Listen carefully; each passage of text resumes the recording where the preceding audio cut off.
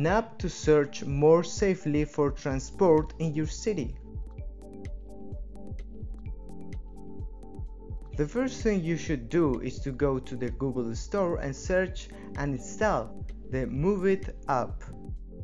Click on Start and it will ask you for your permission to enter the system, and then click on Got It.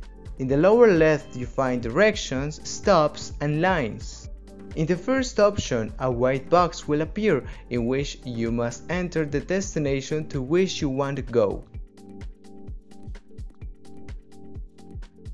When you click, it will indicate the best routes. But first, in the click icon you must select the departure time.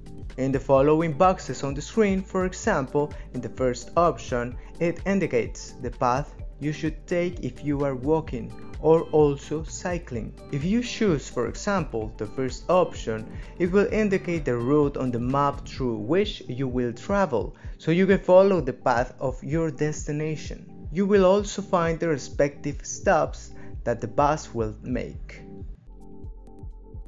During the journey, many of them have a photo in the system so that you can find yourself more calmly.